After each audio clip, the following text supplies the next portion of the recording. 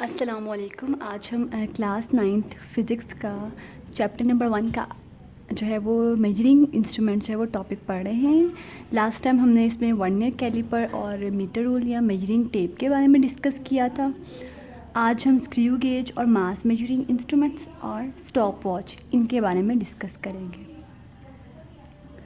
Screw gauge की अगर हम बात करें तो ये हमारे पास एक इस तरह की जो है वो एक डिवाइस होती है जो कि किसी भी चीज़ की लेंथ को मेजर करती है और किसी वायर की जो है वो डायमीटर को मेजर करने में हेल्प करती हैं, या किसी भी शीट हमारे पास कोई भी है उसकी थिकनेस को मेजर करने के लिए हम जो है वो स्क्रू गेज इस्तेमाल करते हैं।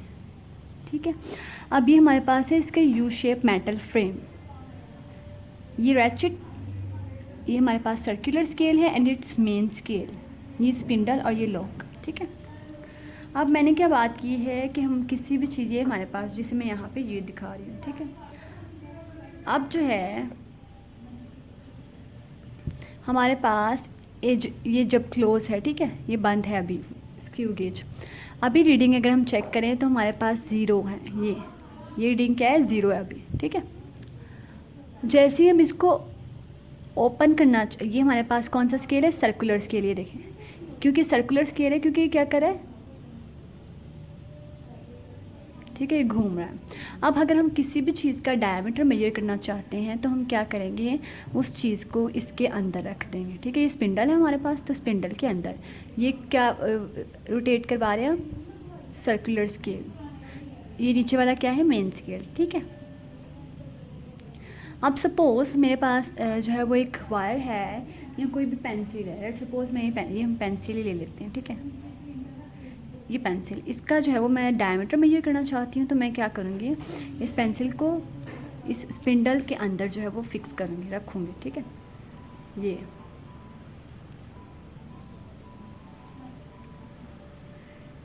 हमने इस तरह से रखा। ठीक है, और हमने अब रीडिंग नोट करनी है कि कितना हमारे पास जो है वो मेन स्केल की रीडिंग आई है।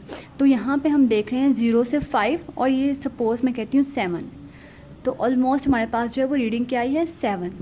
ठीक है, 7 मिलीमीटर हम कह देते हैं। ठीक है, हमारे पास 7 मिलीमीटर जो है वो रीडिंग आ गई। किसका डायमीटर हमने मालूम किया है, ये हमने पेंसिल का डायमीटर मालूम किया। ठीक है, इसी तरह से अगर हम जो है वो किसी भी कोई हमारे पास शीट है, कोई पेज है, किसी की हम उसका डायमीटर भी जो है वो कैलकुलेट कर सकते हैं। इसकी थिकनेस के बारे में भी मालूम कर सकते हैं कि वो कितनी थिक है। सपोज़ मेरे पास ये जो है कोई भी एक जो है वो रॉड की तरह का है। अब मैं ये जो हमारे पास रॉड सा है, इसका अगर मैं डायमीटर मालूम करना चाहती हूँ या उसकी थिकनेस मालूम करना चाहती हूँ, तो मैंने क्या किया, इसे यहाँ पे फिक्स कर दिया। ठीक है, ये देखें, यहाँ फिक्स कर लिया। अब जो है वो मैं मेन स्केल पे रीडिंग नोट करूँगी। मेन स्केल हमारा कौन सा है, ये जो नीचे वाला स्केल है। ठीक है, अब इसकी रीडिंग देखें ज़रा, यहाँ पे 0.1 मिलीमीटर। तो इस तरह से हमने इसकी थिकनेस मालूम कर ली। हमारे पास जो रॉड सा था, इसकी हमने थिकनेस कैलकुलेट कर ली है बाय स्क्रू गेज। ठीक है, तो ये हमें हेल्प आउट करता है किसी भी चीज़ की थिकनेस को, डायमीटर को, लेंथ को कैलकुलेट करने के लिए। लीस्ट काउंट, जैसे मैंने जो है वर्नियर कैलिपर में भी डिस्कस किया था कि लीस्ट काउंट क्या है, हमारे पास जितनी भी रीडिंग आती है मेन स्केल के ऊपर, ठीक है, उसको हम डिवाइड कर देते हैं आपके पास जो है वो सर्कुलर स्केल या जिसे हम वर्नियर स्केल जो है उनकी डिविजन्स के साथ, तो हमारे पास लीस्ट काउंट आ जाती है। स्क्रू गेज जो है उसकी लीस्ट काउंट की वैल्यू है 0.01 मिलीमीटर्स, या अगर सेंटीमीटर में लें तो वो है 0.001 सेंटीमीटर। अब यहाँ पे एक और जो है वो टर्म है, वो है पिच के बारे में, कि स्क्रू गेज जो है उसकी पिच के बारे में अगर हम डिस्कस कर लें, वो किसे कहते हैं, तो पिच जो है वो है distance between threads, consecutive threads, ठीक है, on the spindle, consecutive threads, ये वर्ड, ये किसे कहा गया है, उन्होंने हमारे पास जो है ये जो पोर्शन है इसे हम स्पिंडल कहते हैं, ठीक है। और ये हम जो है वो इसे थ्रेड भी कह सकते हैं इन दोनों को, मेन स्केल और सर्कुलर स्केल को। अब मेन स्केल और सर्कुलर स्केल में जो डिस्टेंस है इन दोनों के दरमियान में, इसे हम पिच कहते हैं। जैसे ये अगर ये हमारे पास में दोबारा से आपको स्क्रू गेज अगर दिखाऊं, ठीक है, ये हमारे पास जो है वो स्क्रू गेज है, ठीक है। अब जैसे मैं कोई चीज़, किसी चीज़ की डायमीटर या लेंथ जो है वो कैलकुलेट कर रही हूँ या देखना चाह रही हूँ कि उसकी कितनी थिकनेस है, तो मैं क्या करूँगी, इसको खोलना शुरू कर दूँगी, ठीक है। इसको जो चीज़ का हमने डायमीटर कैलकुलेट करना है मैं उसे स्पिंडल्स के दरमियान में रख दूँगी, ठीक है। अब लेट्स सपोज जो है वो हमारे पास ये सर्कुलर स्केल और ये मेन स्केल, इनके दरमियान में जो डिस्टेंस है, इस डिस्टेंस को हम पिच का नाम देते हैं, ठीक है। अब मैंने लास्ट टाइम मीटर रॉड की बात की, मेजरिंग टेप की बात की थी हमने, वर्नियर कैलिपर और आज स्क्रू गेज की बात की है। तो ये सारे वो इंस्ट्रूमेंट्स हैं जो कि किसी भी चीज़ की लेंथ को मेजर करते हैं, ठीक है। स्क्रू गेज और वर्नियर स्केल से हम डायमीटर भी कैलकुलेट कर सकते हैं। अब हम उन इंस्ट्रूमेंट्स की बात करने लगे हैं जो कि मास मेजरिंग इंस्ट्रूमेंट्स कहलाते हैं, जिससे हम किसी भी चीज़ का मास कैलकुलेट कर लेते हैं। इसमें सबसे पहले जो है हमारे पास beam balance, physical balance and electronic balance, ये तीन हैं। बीम बैलेंस की अगर हम बात करें तो बीम बैलेंस जिसे हम नॉर्मली आम तौर पे हम देखा भी होगा सबने, जिसे हम तराजू भी कह रहे होते हैं, बैलेंस भी कह रहे होते हैं। तो हम क्या करते हैं, अगर किसी जो है वो किसी भी शॉप पे जाते हैं, सपोज़ मैं कहती हूँ हम सब्ज़ी लेने जा रहे हैं, ठीक है। तो उन्होंने एक साइड पे जो है यहाँ पे कोई स्टैंडर्ड रखा हुआ होता है, जैसे हम कहते हैं, लेट्स सपोज़ मैं कहती हूँ कि 1 kg जो है हमें पालक चाहिए, ठीक है। तो एक तरफ उन्होंने कोई बैलेंस रखा हुआ होता है स्टैंडर्ड 1 kg का, और दूसरी तरफ हम जो है वो पालक या फ्रूट्स अगर हम लेने जा रहे हैं तो उसको वो कैलकुलेट कर लेते हैं, उसको डाल के चेक कर लेते हैं, ठीक है। अब इसकी जो लीस्ट काउंट की वैल्यू है बीम बैलेंस की, वो है 0.1 ग्राम्स, यानी कि 0.1 ग्राम्स तक हम किसी भी चीज़ को मैस जो है वो मेजर कर सकते हैं। नेक्स्ट हमारे पास है बीम बैलेंस। तो बीम बैलेंस जो है वो इस शेप का होता है, ठीक है। अब ये भी मास को कैलकुलेट करता है। ये हमने जो है वो दोनों साइड्स पे मास रख देते हैं किसी भी चीज़ का, और ये जो सेंटर में रेड कलर की नीडल है ये पॉइंट आउट करके बता देती है कि ये दोनों का जो है वो वेट, ये दोनों का मास जो है वो इक्वल है, ठीक है, जिससे हम कैलकुलेशन कर लेते हैं।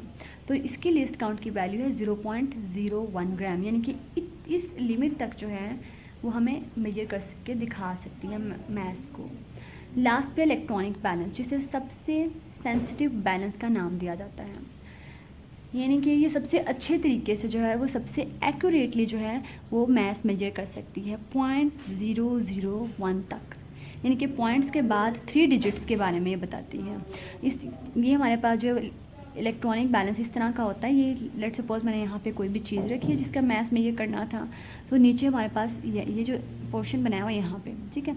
तो यहाँ पे जो है वो उसकी मास आ जाता है कि कितना मास है। ये आम तौर पे हम जो है किसी जो है वो बहुत ज़्यादा किसी ऐसी शॉप पे जाते हैं जहाँ पे बड़ी बड़ी मार्केट्स हैं या मॉल्स हैं जहाँ पे हम कोई चीज़ ले रहे हैं, या ग्रॉसरी की शॉप पे जाते हैं, तो वहाँ पे जो है हम इस तरह से किसी चीज़ को कैलकुलेट करते हैं, या नॉर्मली ये लैब्स में हम इस्तेमाल करते हैं, ताकि अगर हम कोई चीज़ बना रहे हैं तो उसकी एग्जैक्ट जो है वो मास हम ऐड करें, जिससे गलती के चांसेस कम से कम हो, ठीक है। लास्ट हमारे पास है स्टॉप वॉच। तो हमने लेंथ मेजरिंग इंस्ट्रूमेंट्स की भी बात की, डायमीटर मेजरिंग इंस्ट्रूमेंट्स की भी बात की, मैस मेजरिंग इंस्ट्रूमेंट्स की बात की। आज जो हमारा लास्ट जो है वो टॉपिक है वो है stopwatch. It is use to measure time. तो स्टॉप वॉच हमारे पास वो डिवाइस है जो कि टाइम मेजरिंग है, ठीक है, जो कि टाइम मेजर करके बताती है हमें किसी भी चीज़ का, कि किसी भी चीज़ को काम को करने के लिए कितना टाइम लगा है, ठीक है। वो हम स्टॉप वॉच से मेजर कर लेते हैं। अब ये दो तरह की होती है, एक होती है डिजिटल स्टॉप वॉच और एक है मैकेनिकल, ठीक है। मैकेनिकल स्टॉप वॉच जो है वो 0.1 सेकेंड तक हमें जो है वो बता सकती है, टाइम मेजर करके बता सकती है। और डिजिटल स्टॉप वॉच जो है वो एज़ कम्पेयर टू मैकेनिकल ज़्यादा अच्छी होती है, ज़्यादा सेंसिटिव होती हैं, वो एक्यूरेट वैल्यू बताती है जो कि 0.01 सेकेंड तक होती है, ठीक है। सपोज़ जो है हमें कोई भी काम करने में जितना टाइम लगा है वो हमने क्या किया है स्टॉप वॉच से मेजर किया है। अब कैसे मेजर करते हैं, ये स्टॉप वॉच के ऊपर एक बटन होता है, ठीक है। सबसे पहले हमने इसको बटन को जैसे ही दबाते हैं, ठीक है, स्टॉप वॉच क्या होती है, स्टार्ट हो जाती है, ठीक है। और ये क्या, हमारे पास नीडल घूमना शुरू कर देती है। अब जैसे ही हम दोबारा से उस बटन को प्रेस करेंगे तो वो नीडल क्या करेगी, रुक जाएगी। अब हम टाइम कैलकुलेट कर लेंगे कि कितने सेकंड्स जो हैं वो लगे हैं हमें किसी भी काम को करने के लिए। तीसरी दफ़ा जब हम बटन प्रेस करेंगे तो वो रीस्टार्ट हो जाती है, वो ज़ीरो पे रीडिंग आ जाती है और हम उसे रीस्टार्ट भी कर सकते हैं। ये था हमारा आज का लेक्चर।